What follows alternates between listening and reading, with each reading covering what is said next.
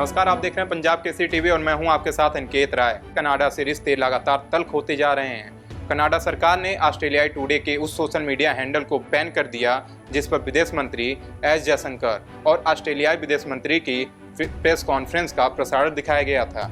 लेकिन अब ऑस्ट्रेलियाई मीडिया ने इस पर कनाडा को करारा जवाब दिया है। मीडिया आउटलेट ने कहा है कि ऑस्ट्रेलिया जनता की आवाज़ समावेशी मीडिया की वकालत करते रहेंगे। आउटलेट के मैनेजिंग डायरेक्टर ने जनता के समर्थन के लिए धन्यवाद भी किया है। भारतीय विदेश मंत्री एस जयशंकर और ऑस्ट्रेलियाई विदेश मंत्री पेनी वांग की ज्वाइंट प्रेस कॉन्फ्रेंस को दिखाने वाले चैनल को ब्लॉक करके कनाडा के पीएम जस्टिन ट्रूडो अपने देशवासियों से क्या छुपा रहे हैं। उनकी यह हरकत बताती है कि वो सच का सामना नहीं करना चाहते।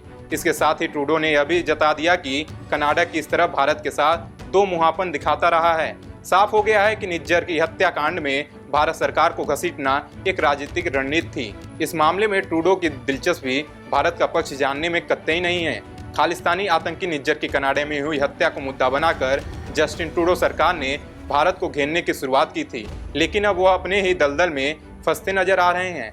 भारत और कनाडा के संबंधों में ताजा गिरावट तब आई जब कनाडा ने एक ऑस्ट्रेलियाई समाचार चैनल को ब्लॉक कर दिया जिसने कैनबरा में भारतीय विदेश मंत्री एस जयशंकर और उनके ऑस्ट्रेलियाई समकक्ष पेनी वांग की संयुक्त प्रेस कॉन्फ्रेंस का प्रसारण किया था, जिसमें उन्होंने भारत कनाडा गतिरोध पर कड़े बयान दिए थे।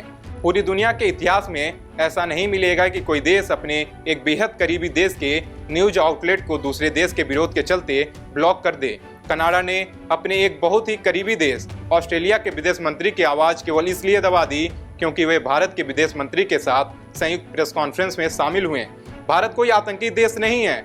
आज अगर ऑस्ट्रेलियाई विदेश मंत्री भारत की बातों को सुनकर कुछ बोल रहे हैं तो कनाडा को उसका जवाब देना चाहिए, ना कि चैनल को ब्लॉक करना चाहिए। क्या ऐसी ही हरकत भारत करे तो कनाडा बर्दाश्त करेगा? विदेश मंत्रालय ने कनाडा के इस कदम पर आश्चर्य व्यक्त करते हुए कहा है कि यह कार्रवाई अभिव्यक्ति की स्वतंत्रता को लेकर कनाडा के पाखंड को फिर से उजागर करती है। ध्यान देने योग्य बात यह है कि कनाडा और ऑस्ट्रेलिया दोनों 5 आई इंटेलिजेंस नेटवर्क का हिस्सा हैं, जिसमें अमेरिका, यूके और न्यूजीलैंड भी शामिल है।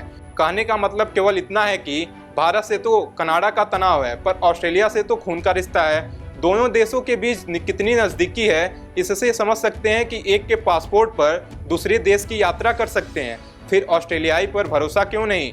क्या इस बात का डर है कि कहीं ऑस्ट्रेलिया की बातों से कनाडा के नागरिकों के बीच ट्रूडो की पोल न खुल जाए? Yes, you have heard it correctly. We have also seen that we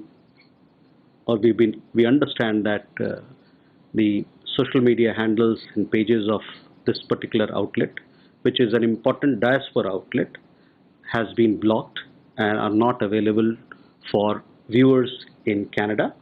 This happened just a few hours after this particular handle carried the press conference of External Affairs Minister along with Penny Wong, and the particular media outlet also had several articles on the visit of the External Affairs Minister, as also an interview of External Affairs Minister.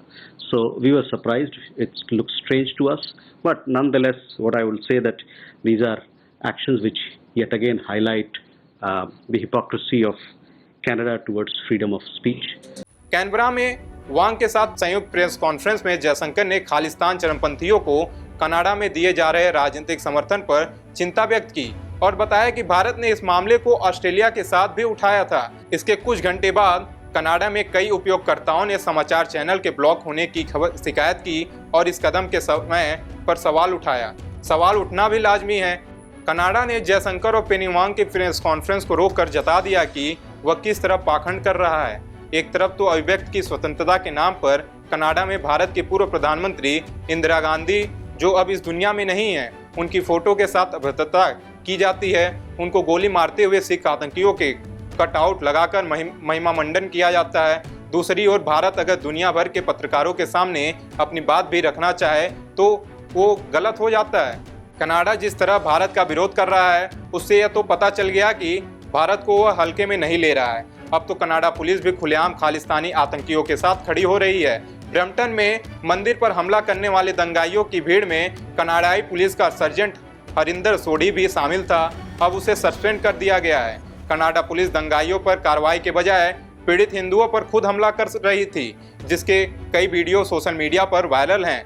यह video Canada के राष्ट्रपति के पोल खोल रहे हैं। इतना ही नहीं, Canada में हिंदू पर कितना अत्याचार हो रहा है इस वीडियो में देख सकते हैं, लेकिन ट्रूडो सरकार इस पर कुछ एक्शन नहीं कर रही है। अब ऐसे में सवाल यह उठता है, क्या कनाडा सरकार धीरे धीरे खालिस्तानी आतंकियों का साथ दे रही है? जो वीडियो सामने आ रहे हैं उससे तो यही साबित हो रहा है कि ट्रूडो सरकार खालिस्तानियों का सपोर्ट कर रही है। फिलहाल अभी के लिए इतना ही। बाकी देश दुनिया के तमाम खबरों को देखने के लिए देखते रहिए पंजाब केसरी टीवी। हमसे जुड़े रहने के लिए हमारे YouTube चैनल को सब्सक्राइब करें और नई वीडियो की नोटिफिकेशन के लिए बेल आइकॉन को दबाएं।